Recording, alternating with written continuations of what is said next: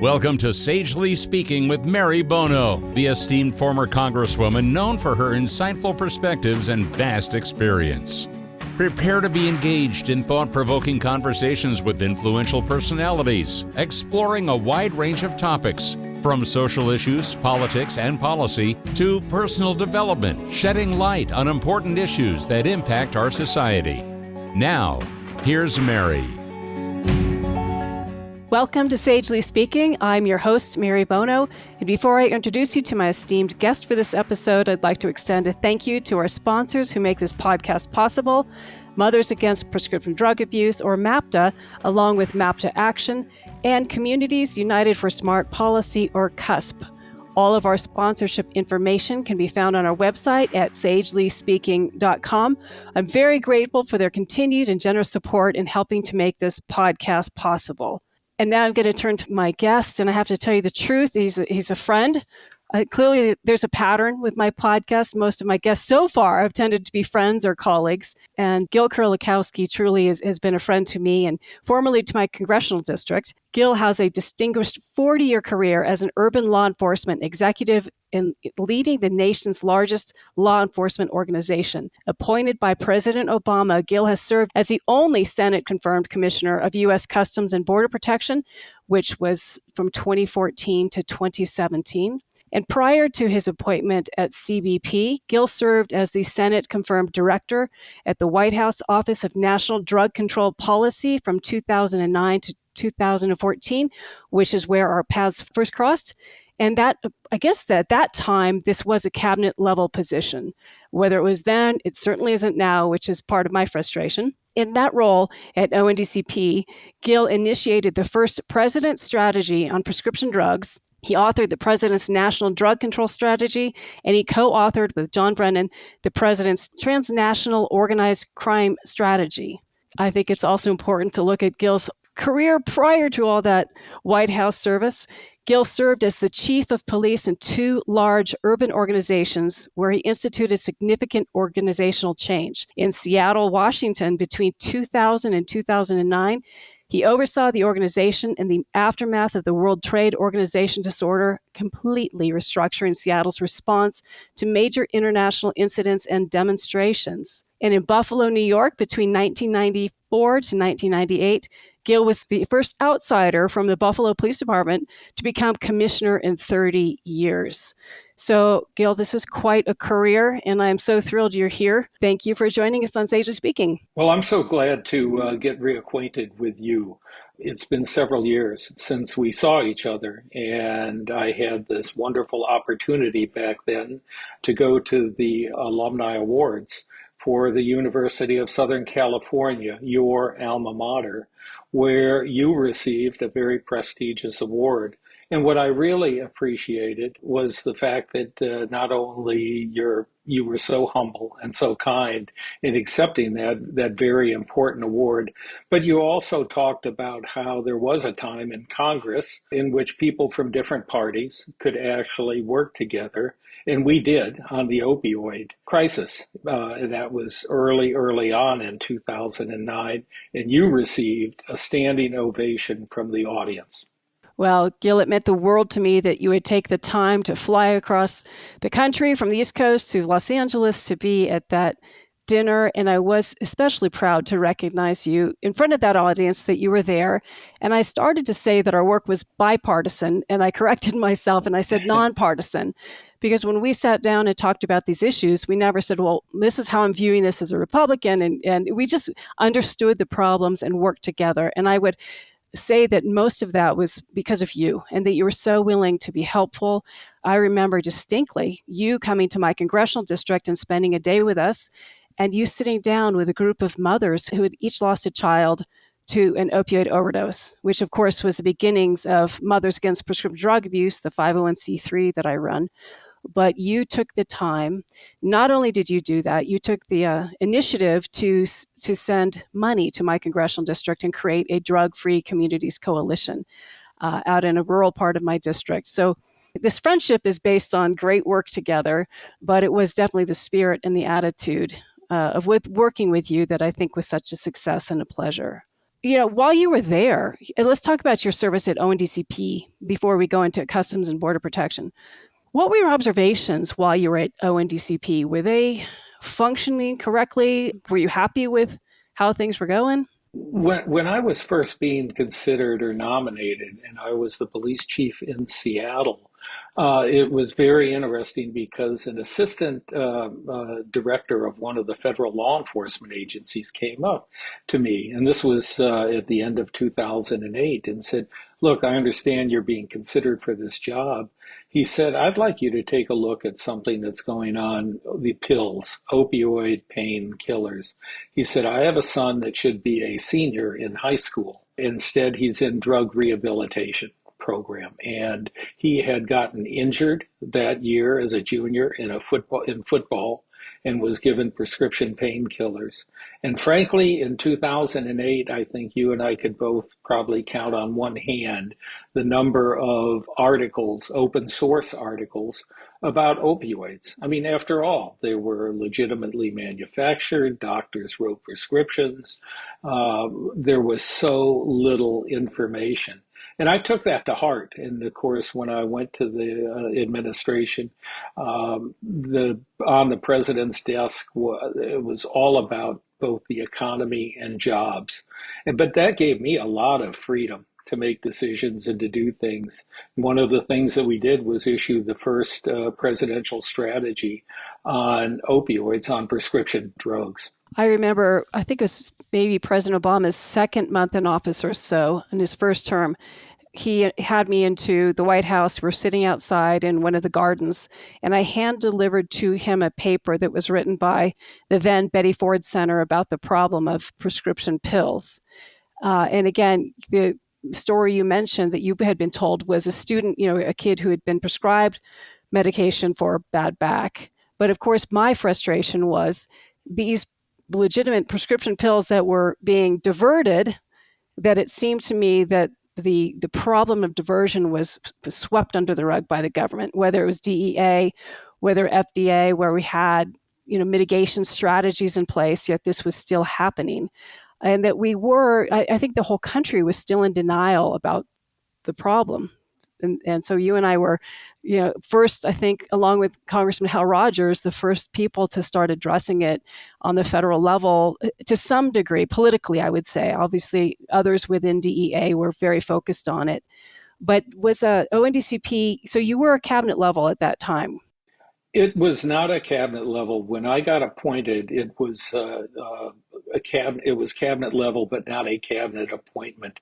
And I had gone and met with all of the to use the bad term, drug czars.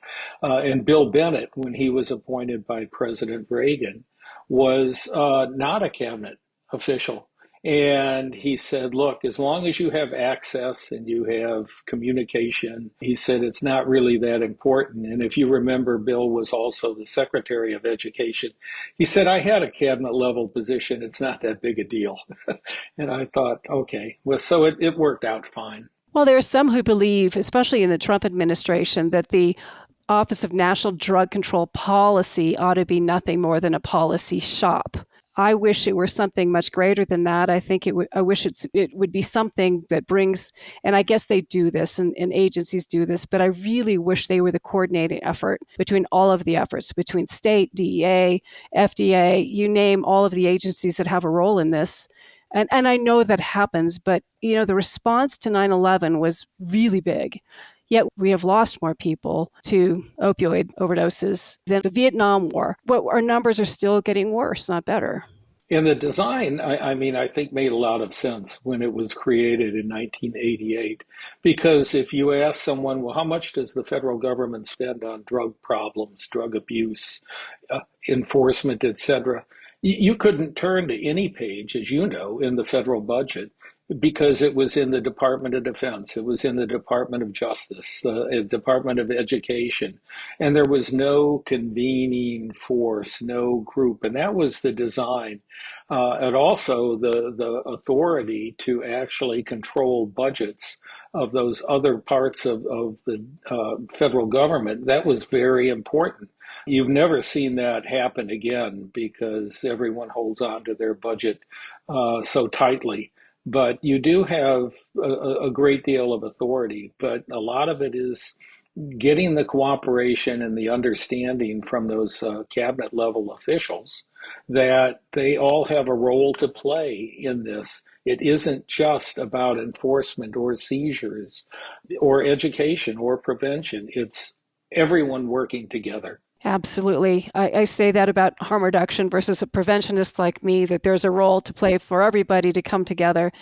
But on, what you and I observed, I think with pretty good front row seats, was the Purdue business dealings and the Purdue ethos, the way Purdue decided to do business, which made this challenge and this problem so difficult. Do you think we could see something like another Purdue Pharma business model again, where it was really a failure on government's part to allow that to happen? Well, in a way, I think we're also seeing a bit of that now with the marijuana industry and the fact that they want to reschedule, and it looks like that could certainly happen, marijuana to a Schedule 3. As we've discussed and many others, including Dr. Madras, it's not medicine.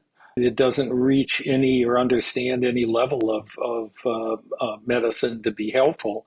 And yet Health and Human Services, although 3 years earlier, decided not to reschedule it because there was no evidence of its help. But now they turn around 3 years later and want it rescheduled, and it looks like the Department of Justice will go along with that. And this is all big cannabis. This isn't people my age that are just old hippies that want to open up a pot shop somewhere. This is a huge business like big tobacco. Absolutely. And, we had heard from a guest earlier on a few months ago about the street level dealer is no longer just some street level, like you want to say, former hippie, that it is now a member of a cartel and a part of organized crime and the whole business of it. If people truly knew what was behind it, they would be shocked. I was going to ask you to move to a lot of money now, opioid response dollars going out to the states and lawsuit settlements. Is the infrastructure there? Are we seeing the quality treatment that we need, or are we getting more fly-by-night? And maybe you're not watching this as keenly as I am, but it seems to me that a lot of people are setting up sort of quick businesses here to take advantage of these opioid response dollars or the lawsuit settlement money. I think there should be a great deal of concern. A lot of people fought very hard, especially at the state levels, assistant attorney generals and the attorneys generals of those states, to get these settlements and to get that money, and then to try and focus that money toward treatment.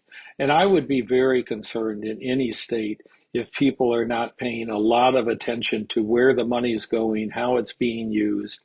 And I think it would be just heartbreaking to come back a couple years from now and see that money squandered. And I think you've made an excellent point about the number of so-called treatment programs that really don't meet a level of professional treatment that they should. And we saw a huge series of articles in the Boston Globe about Massachusetts and the number of kind of, as you said, and I agree, fly-by-night kind of treatment programs that are really in it for the money and are not really helping the people that need the help. It's so unfortunate because money is limited, and every dollar wasted on a non-quality treatment program is not going towards the people who need it the most in an effective way that's going to be, long lasting.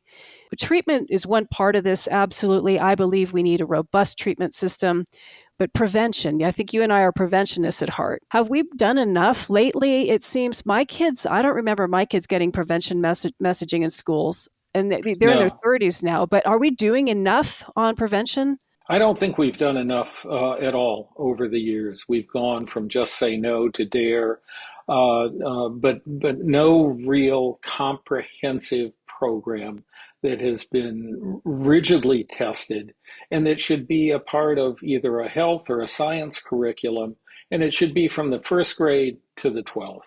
And it should be age and grade based to give young people the message about the dangers, not only, of course, of drugs, but also the dangers of alcohol.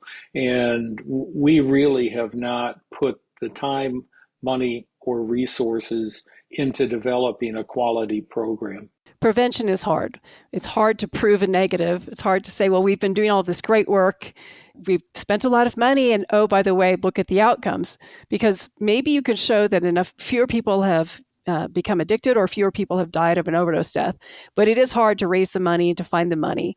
It's much easier to go into the harm reduction movement where you can hand out fentanyl test strips, you can hand out Narcan, which is a really good thing to do, but it's a harder part to get this part financed. And that's why I think the importance of the government and, at all levels, recognizing that prevention is key. And again, as you said, starting at a very young age. And I think we've lost the rhetoric war. Drugs are cool to a lot of people. They're okay to do. They're cool. I'm going to go to a concert and I'm going to drop some, you name it, drug. And it's still the messaging that they're okay and they're cool. And you're right. I mean, I think that we've learned a lot from these extreme sports and the games. The more dangerous the sport, the more risk that there is, the greater the attraction to young people for those kinds of things. And when we say, look, drugs are dangerous, that can actually have the reverse message to young people saying, well, wait, if it's dangerous, it may be something I want to try. Yes, I'm very hopeful that we can understand the language and get to somewhere that we can actually connect with, first of all, parents on how to parent kids, whether they're young and have not been exposed yet to drugs or when they're those difficult years. But the rhetoric is hard. You're exactly right about saying don't do this, which usually means I'm going to do it right away as a parent. I'm going to continue with Gil in just a second, but I'd like to take a moment to thank our sponsor, Communities United for Smart Policy, which goes by CUSP, for their continued support of Sagely Speaking. Please join them and continue the conversation on X and Facebook at CUSP Action to help bring an end to the preventable fentanyl and overdose tragedies. That's something that CUSP is very focused on, and you can, again, follow them on CUSP Action on X and Facebook. So back to Gil. I found, too, that parents, for some reason, think it's hard to have a conversation about drugs and the dangers of drugs. And I don't quite understand that, but I probably was one of those parents. I felt that if I didn't talk to my kids about drugs, they wouldn't know about the problems with using drugs. And therefore, I also wasn't giving them a hall pass to use. And I took the very wrong approach. And it's my hope we can really switch this. I think we need a lot more leaders on the national stage who talk about the importance of prevention. And so hopefully we'll get there. But I know the feedback we're going to get from my show with you today, Gil, it's going to be about the border. And a lot of people believe, and I can push back on this in a little bit myself, but a lot of people believe, and it's true, we're not doing an adequate job of protecting the border. But a lot of people believe if we do just close the border, the drug issue will go away. Now, you saw firsthand, and I know you visited with presidents of many of the Latin America countries who are part of the trafficking. But can you talk to us, give us your thoughts on the border and maybe where it was when you were in charge there and what you're seeing today? Well, I left in 2017 at the change of administration, but prior to that, the fentanyl issue was not anywhere near as extreme as it is. And just to give you a number, Customs and Border Protection, which was formed in the Department of Homeland Security as a result of the terrorist attacks of 9/11, to have essentially what was called one face at the border instead of 3 or 4 different organizations. But in the last fiscal year, they made 27,000 pounds of fentanyl seized by them. Just 2 years earlier, the number was 11,000 pounds. It really tells you something about the amount of fentanyl that is being trafficked into the United States. And some people think, well, people sneaking across the border are backpacking fentanyl. But as we know, the cartels are not going to allow somebody to come across the border carrying fentanyl like that, because more than likely they'll be apprehended. But it does come through the legitimate ports of entry. And as you know, from going down to San Ysidro outside of San Diego, you can see something close to 27 lanes of vehicles coming into the United States. And goes right back to why prevention is going to be so important. I was testified 3 different times on heroin coming across the border. And one of the questions that each of the senators asked in Arizona and Wisconsin and New Hampshire was, well, if we just seize more heroin, will we reduce the problem? And I think the statement that I heard that made the most sense on that is, if you actually think you're going to reduce drug use in the United States by seizing more drugs, you could use the same analogy that if you wanted to get rid of all the diamonds in the United States, just seize all the lumps of coal. And so it was just very interesting to me. Fentanyl is so powerful. It comes in such small quantities. And we know how busy the border is. To seize 27,000 pounds, it does make you really question, okay, how much more got through? Absolutely. The cockroach theory, right? You see one, it's the ones you don't see that you have to worry about.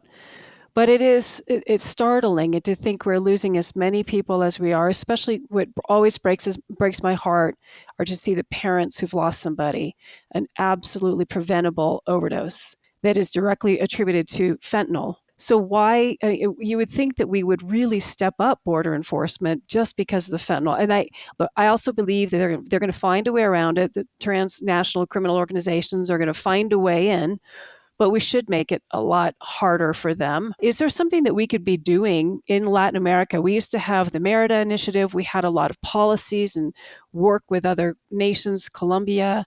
Is there something we could be doing more in concert with them? Or their thinking, I believe now, is, hey, this is not our problem. It's America's problem. Just let it flow. Let the drugs flow. And it's been interesting because under previous administrations in Mexico, they had clear recognition that the drug problem was not just a problem in the United States. They had treatment centers, they had people that were addicted within Mexico, and they tried to address that. I frankly think that there was a lot more cooperation from previous administrations with the United States than we are seeing with the current president, Lopez Obrador. I don't think he has done a lot on migration.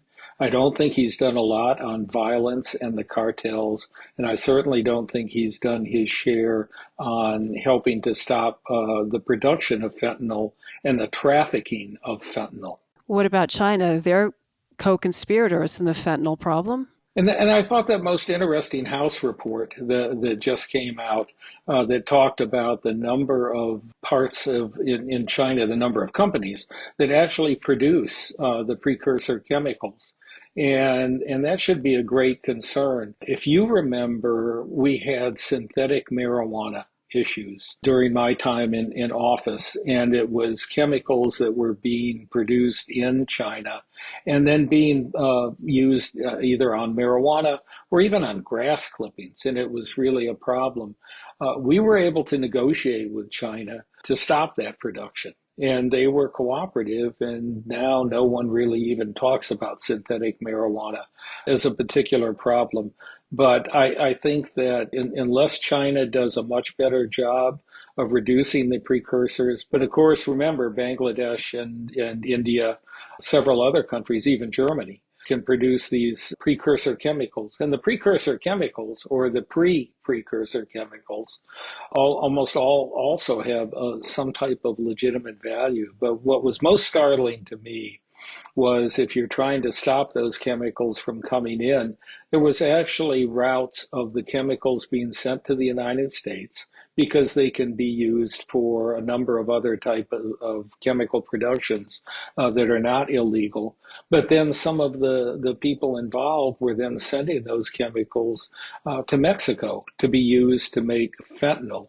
And of course, it didn't raise any eyebrows because chemicals coming from the United States, people would assume, well, they're all vetted, and you don't really have to worry about that. But that actually isn't the case. So I think we're just in for such a awful time continuing with well over 107 or 110,000 deaths. And it's interesting that we talk about the effects of the on the economy, the effects on government, etc. But I always go back to all of those visits to treatment centers, to people, to moms and dads, and others who lost their children at such a young age, and that really puts it into stark relief about how serious this problem is because it's so preventable. Which leads me to this. And I'm going to ask you to think on your toes here, think on your feet, because prevention is so key because we can put up the best border wall and for surveillance system, anything in the world. But this problem is here to stay, or there are enough holes in whatever sort of a wall we might build that our children might still be exposed to these deadly drugs, which brings us back to quality prevention. So if you, Gil Kerlikowske, were once again drug czar, is there something you would do today in the prevention that really you think we need to be doing, that this White House needs to be doing, or the next administration, whichever one it might be, needs to be doing? First of all, it's to accept that there's a problem, right? Rather than sweep it under the rug. So what would you do today maybe that would be different from your time at ONDCP? Well, I go back to my failure at ONDCP during those 5 years to not be able to get the Department of Education to put in all of the necessary resources and all of the research that would be needed. Back during that time, 2009 to 2014, the other issue, of course, was school shootings and violence in and around schools. And they were spending a lot of time and effort, and rightly so, on school violence. But I think that I know that Dr. Gupta, the current head of ONDCP, meets regularly with the secretary at the Department of Education.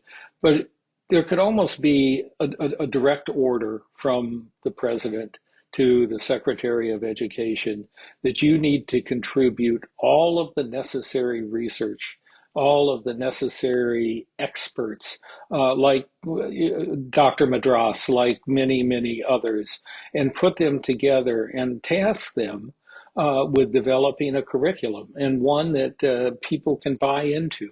As we know, with schools, they get very concerned about messaging.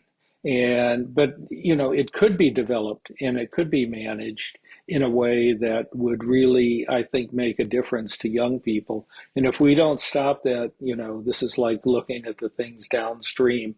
You really need to go upstream if you're going to fix the problem. So again, asking you to think on your toes or dance on your feet. This is a political problem too. And Democrats and Republicans, although they do come together often, they do view it differently to some degree. Marijuana rescheduling and all of that seems to have a different, I would say, following, but in the past. And now you're seeing there are Republican lobbyists pushing for it. The politics of all of this, how much did you see that it played into the elections? How much do you see it playing into things now? Or are you thinking it's immune from politics? Well, I'm not so sure on the marijuana rescheduling. I mean, you had the former Speaker of the House, John Boehner, supporting this issue on marijuana, and there is a lot of money. I mean, it is just like watching big tobacco all over again on that. But I think that the bipartisan and nonpartisan, the cooperation that we had, especially when I think of your colleague, Chairman Rogers, when we made the trip to Eastern Kentucky, to West Virginia, the southern tier of Ohio, all of that was an area that had just been so impacted by opioids. And of course, it's also an area in the United States where there's not a lot of media coverage. If you had that many people dying in New York City that were dying in West Virginia and Eastern Kentucky, it would be making headlines. It would have made headlines much earlier, and it would have made headlines continuously until something was happened. But this was Appalachia. And unless you went out and saw it, you really didn't appreciate the devastation. And I think that under Senator Feinstein, you had the drug caucus. There was huge cooperation between the House and the Senate on that issue. I'm just not quite seeing the focus anymore because we're taking our eye off the ball, thinking that, well, prescription drugs and opioids are kind of a thing of the past. And yet the potential for diversion of these drugs, the potential for doctors that are going to write prescriptions that should not be written. A lot of this has to do with well, we're moving on. We have a war in Ukraine and we have a war in the Mideast.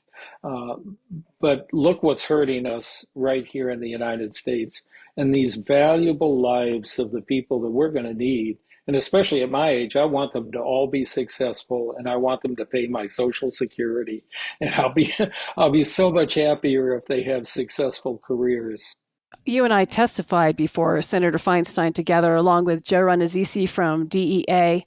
And there behind us were a number of parents who had lost their children in that audience who were cheering us on. But I do remember that. And I remember her leadership. And again, another example of I, as a Republican House member, and she, again, as the Senate, I think she was very high level at the time, and Democrat, and my senator. So we worked together so well on those issues. But the Appalachia part wasn't unique to Appalachia. It was just not, it was burgeoning in my congressional district, which is where one day in the seats in the House of Representatives and decided to go sit next to Hal Rogers in about 2007. And he and I really hadn't known each other too well. We were friendly, but we didn't serve on similar committees. We weren't regionally the same. But I sat down and I said, this is happening in my district too. It's no longer Appalachia. In Southern California, we were seeing it. We were seeing OxyContin, Opana, all of that being diverted, and we were seeing deaths. And again, you met with a few of those mothers when you came out to visit my district. But there has been some great leadership there. The difficulty in the early days was we were fighting headwinds of the Pain Forum and the Pain Alliance, and the which again, there is a legitimate time and place for opioids. I get it. I totally get it. But the fact that they were being diverted and our kids were getting them and dying from an overdose was not acceptable. But that was sort of how it all began for us. I just want to thank you so much for your leadership and for your friendship. And again, I think we were successful because we did it as friends and not partisan people. I wish we would see more of that again. Yeah, and Chairman Rogers was, if you would say, okay, here's a conservative Republican from Kentucky, and he's going to say, look, it should be all about enforcement. And yet when we spent time with him, when we went out to see his program, etc., it covered all the range. It covered the teaching in high school. It covered the treatment programs. It did also have a law enforcement component, but he wanted to attack the problem in a way that was going to be most meaningful. And he was never interested in personal publicity or attention.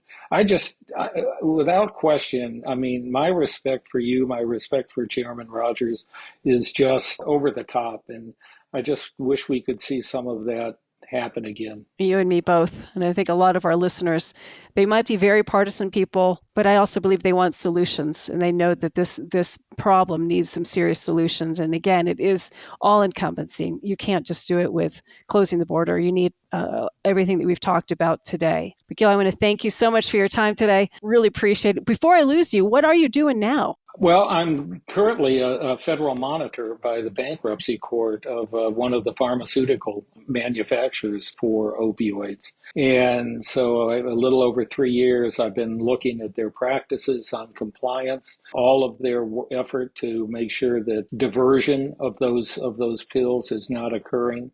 And there's several others. Your former attorney general and former governor from Steve Bullock is the monitor of Purdue Pharma. So a lot of these court decisions weren't just about, look, is there going to be money made available as a result of these cases, but also is there going to be some level of oversight and compliance to make sure, as you mentioned much earlier, that we don't go through this all again.